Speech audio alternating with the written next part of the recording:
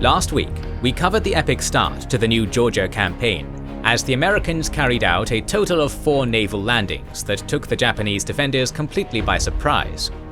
At the same time, General MacArthur also carried out 2 concurrent amphibious operations, the occupation of the Kiriwina and Woodlark Islands and the landing at Nassau Bay. Yet the action in the South and Southwest Pacific areas is far from over, as the fierce Allied forces are prepared to continue with their Salamaua and New Georgia offensives. On the other side, the tenacious Japanese are also determined to defend their ground, leading up to another deadly naval battle. Thus, join us as we delve into the Battle of Kula Gulf and the continuation of the Allied offensives. Nobody likes sponsors cutting into the video's flow, but a channel like ours can't survive without sponsors. At some point, we'd like to stop relying on the sponsors and present our videos sponsor-free to everyone. To do that, we need at least 10,000 YouTube channel members and patrons. Your kind support is always appreciated. We would not be able to create so many videos without you. Channel members and patrons get weekly exclusive videos, like our finished series on the Peloponnesian War, and the ongoing series on the Italian Wars of Unification, Risorgimento, as well as the Anabasis of Xenophon and the history of Prussia, as well as many interesting non-serialized videos. Our supporters also get our schedule, early access to the videos, access to our exclusive Discord, and much more. Thank you for supporting us.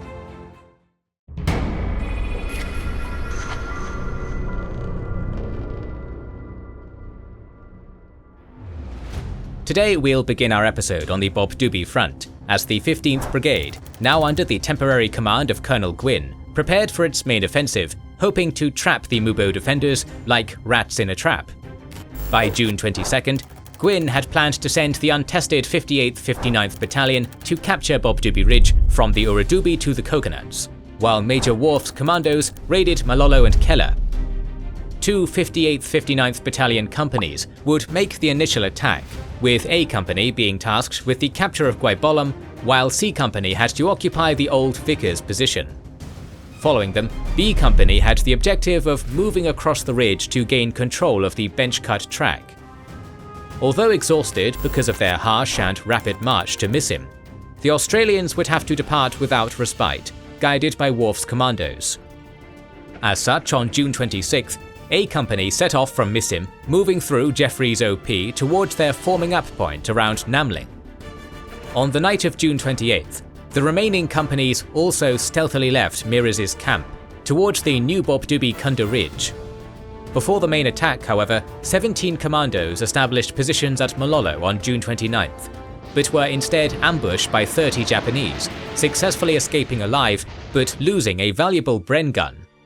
Additionally, 6 commandos attempted to place demolition charges on the Japanese anti-aircraft guns at Keller Hill, but were forced to withdraw by the defenders.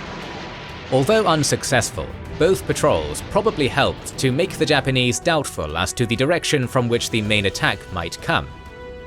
By nightfall, the bulk of the 58th 59th had crossed the Francisco River under a torrential rain, preparing to launch their main attack, and on the morning of June 30th, after an unsuccessful airstrike, B and C companies left their start lines near Uliap Creek. C Company immediately set out to attack Bogurt village below the Old Vickers, successfully flanking the defenders to capture the village, but suffering 2 casualties against an unseen enemy machine gun. From there, the Australians attacked the Old Vickers position, but were repelled by tenacious Japanese soldiers hiding in deep dugouts 40 feet down from the top. The failure to secure the Old Vickers position would also prevent B Company from reaching the bench-cut track, getting forced back by Japanese mortars while crossing the ridge. To the south, meanwhile, A Company attacked Uradubi at noon, but found themselves at a disadvantage, being seen by the Japanese but not seeing them. After 20 minutes of firing and grenade throwing at close range, the Australians would eventually have to withdraw. The following day, they would decide to contain Uradubi with a platoon, while the other 2 bypassed the Japanese position to capture Guaybolum and Erskine Creek, successfully occupying both points by July 2nd. At the same time, B Company set out to find another way across the ridge, but found itself unable to carry this task. So on July 2nd, it would be ordered to move across the ridge via the newly established positions at Guaybolum and Erskine Creek, finally reaching the Komiatam Track junction and setting up ambush positions by July 3rd. During the afternoon, they would ambush 20 enemy soldiers before retreating into Osborne Creek. Meanwhile, Colonel McKechnie's troops were fiercely fighting to consolidate their beachhead at Nassau Bay. We'll recall that Companies A and C had established a perimeter around the landing beach on June 30th, successfully resisting a well-coordinated Japanese counterattack coming from the mouth of the Bitoy River. Yet to the south, the main force of the 3rd Battalion 102nd Regiment had come perilously close to breaking through, only getting thwarted at the last minute by the intervention of the amphibian engineers, who resisted the enemy banzai charges long into the night, despite lacking personal weapons. Yet, unbeknownst to them, the Japanese were not actually trying to break through, but to evacuate by crossing the Tabali River, as General Nakano had allowed the defenders to withdraw to a new position at Lake Salas, after estimating that about 1,000 men had landed. Additionally, he ordered the 3rd Battalion 66th Regiment to send some 150 men to reinforce the Nassau Bay positions, further readying Colonel Araki to cooperate from Mubo. To the south, however, the Papuans had moved to a creek just south of Cape Dinga in preparation for a well-planned attack against the two Bassis villages covering the Japanese rear. Running into fierce resistance as they moved up the ridgeline, the Papuans found one of the villages deserted, while the other was protected by a strong bunker left behind to cover the retreat. In response, the Papuans would resourcefully pile combustible material onto the bunker, then setting it alight and killing the 26 soldiers manning it. By the early hours of July 1st, the Papuans had moved north to Tabali Creek in pursuit of the retreating Japanese, and at the same time, some small elements launched diversionary attacks against McKechnie's perimeter. But in the indiscriminate firing that followed throughout the night, the inexperienced Americans apparently thought they were being attacked from all sides, and that the Japanese had infiltrated their positions, suffering some 45 unfortunate casualties in what the Australians dubbed the Guy Fawkes Night. To the north, on June 30th, Captain Dexter had sent forward a number of patrols in preparation for his attack on Duali, yet they would find that the Japanese had established ambush positions along the Bitoy track, so they would be unable to launch their assault. On the morning of July 1st, however, Brigadier Motten ordered Dexter's exhausted company to move forward anyway. Following a strafing attack by Beaufighters, the Australians went straight through the enemy positions and were surprised to find them abandoned, successfully capturing the mouth of the Bitoy by early afternoon. Shortly afterwards, Dexter made contact with McKechnie, who had yet again expanded his perimeter northwards. By nightfall, the PT boats of Lieutenant Commander Barry Atkins also covered the landing of reinforcements, mainly from B Company, which had previously failed to land as part of the third wave. On July 2nd, Motten impressed upon Kitchney that he must get his troops moving inland at once, so McKechnie decided to leave C Company to defend Nassau Bay, while Lieutenant Colonel Harold Taylor led the rest of the men inland towards Napier. During the night, further elements landed on the beach for a total of 1,042 men landed, including a battery of 75mm guns that immediately began shelling the enemy positions. On July 3rd, the Americans finally departed for Napier under the name Taylor Force and accompanied by Dexter's company. Yet their movement would be slow, mainly because they were not used to hard jungle marches and because they carried too much gear. At the same time, the Japanese forces finally concentrated at Lake Salas, although the coastal area would soon prove to be difficult to defend, so the invaders would finally establish some solid defensive positions on Tambu Bay. Against them, General Savige would decide to send the Papuan Company north along the coast to keep the pressure on the retreating enemy. By July 4th, Taylor Force successfully concentrated at Napier and came under the direct command of Motten's 17th Brigade. That same day, the last elements of the battalion finally landed at Nassau Bay for a total of 1,477 troops. Meanwhile, Dexter's company had moved back to Guadalcanal after their sojourn on the coast, ready to take part in the upcoming battle for Mubo, which was scheduled for July 7th. McKechnie, however, believed that the loss of his landing craft had delayed the operation at least 3 weeks, since he could not move his supplies and artillery inland. In response, on July 6th, Motten dropped 1,000 rations and 100 boy loads of ammunition over Napier, and got approval to deal directly with Colonel Taylor. who was more eager to attack. Finally, Operation Doublet was about to start. Moving to the Solomons, the Americans had managed to occupy Rendova, Segi, Viru Harbour and Wickham Anchorage, forcing the meagre Japanese defenders to retreat towards their main base at Munda. Consequently, Admiral Kosaka had sent a series of airstrikes against the newly established Rendova perimeter, though his tremendous losses would force him to ask for reinforcements. Due to these losses, he could only send a strike of 6 D3As and 34 Zeros on July 1st, which attempted to hit the LCIs unloading the 3rd Battalion 103rd Infantry. But 20 P-40s and F-4Fs broke up the attack in a battle that saw 3 D3As, 5 Zeros and 5 P-40s go down. Meanwhile, with Rendova secured, General Hester was landing the bulk of his forces on the island in preparation for the final drive on Munda, successfully expanding the beachhead on July 1st, although the unloading process would be poorly planned and inefficient. The following day, as the Americans at Rendova prepared to re-embark for a new landing at Sanana Beach, General Itahana coordinated with Kosaka for a combined strike. Unfortunately, Admiral Mitscher had recalled the Rendova patrol due to bad weather, so a total of 18 Ki-21 bombers would be free to hit the congested area at the head of the harbour, killing or wounding around 200 men and successfully destroying much equipment and supplies. By nightfall, Admiral Samajima also sent his forces to attack Rendova. The plan was for the old Yobari with 2 destroyers, Yanagi and Mikazuki, to operate south of the treasuries to act as a diversion, while Rear Admiral Akiyama Teruo's 7 destroyers would destroy enemy shipping and shell the harbour. Though rapidly spotted, bad weather would prevent 3 American strike forces from attacking Yobari. In the meantime, Akiyama closed the southern tip of Rendova, circled the island, and opened fire at some point west of the harbour. Despite the ineffective shelling, some PT boats would attack the destroyer squadron in a wild 10-minute action that resulted in 2 boats running aground.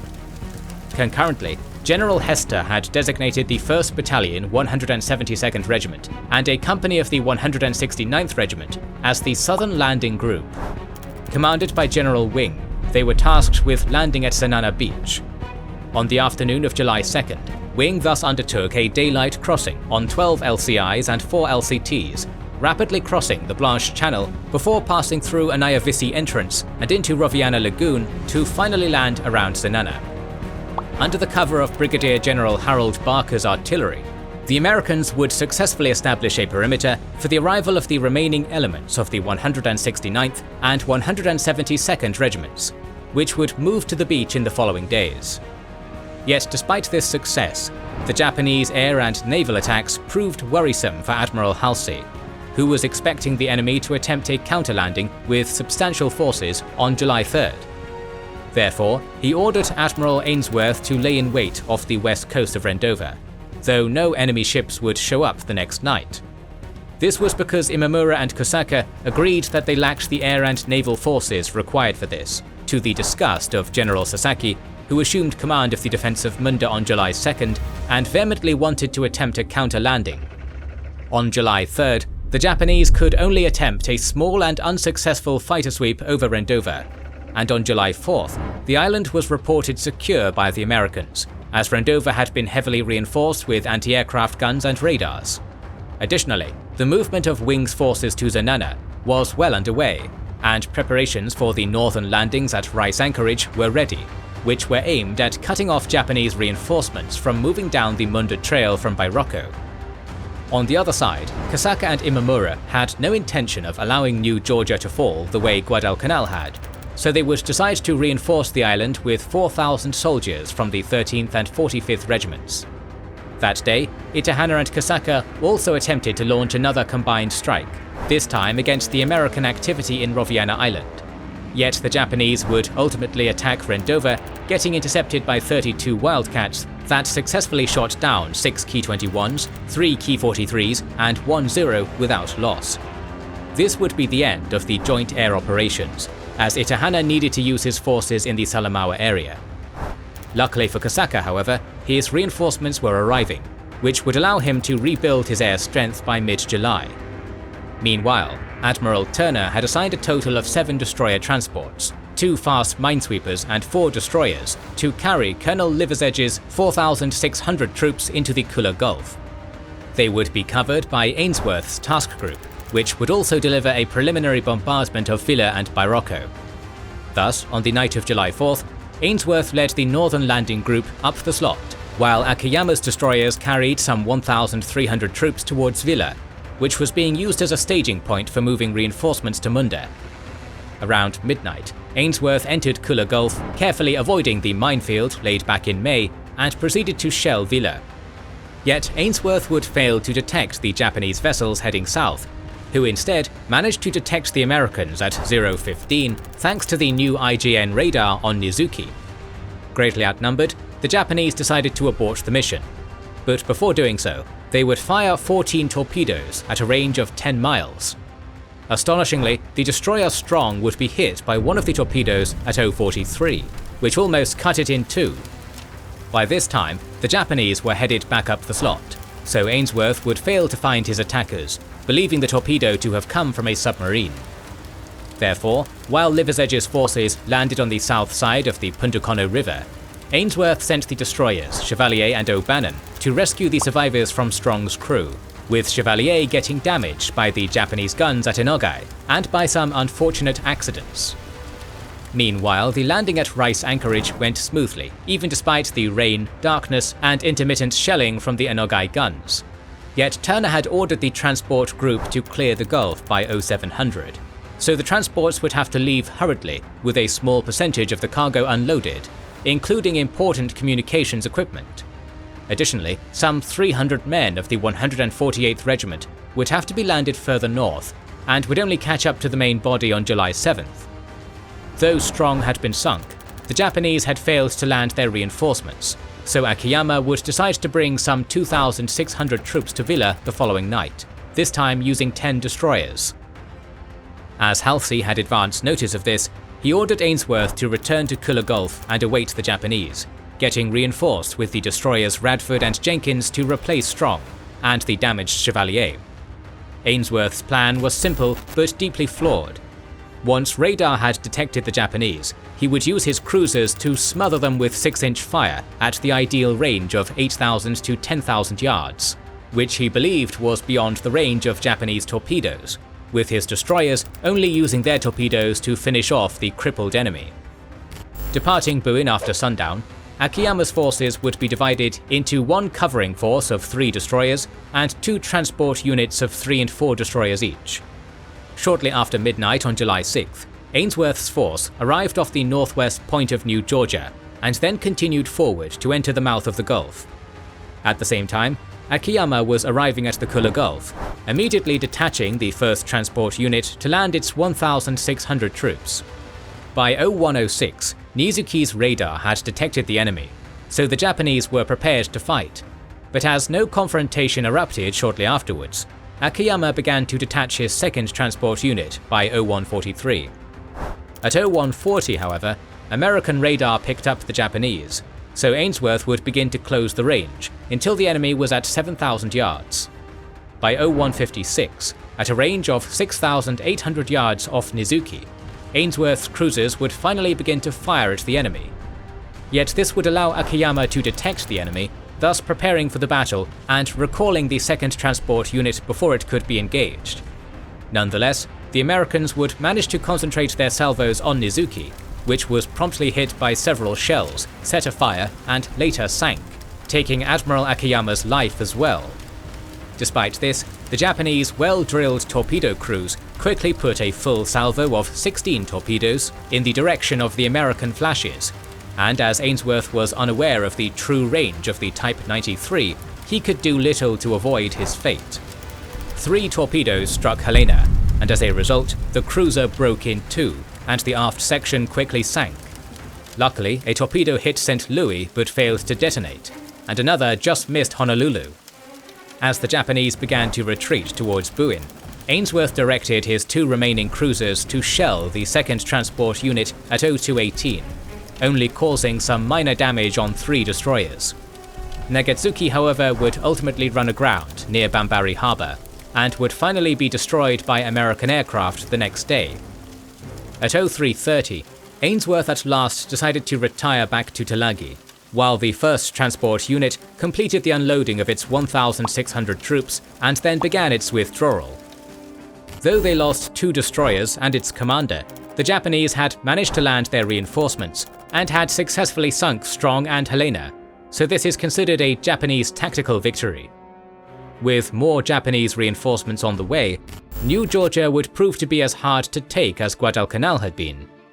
Next week, join us as we delve into the final clearing of Mubo and the continuation of the bloody and arduous New Georgia campaign. To ensure you don't miss that, subscribe and press the bell button.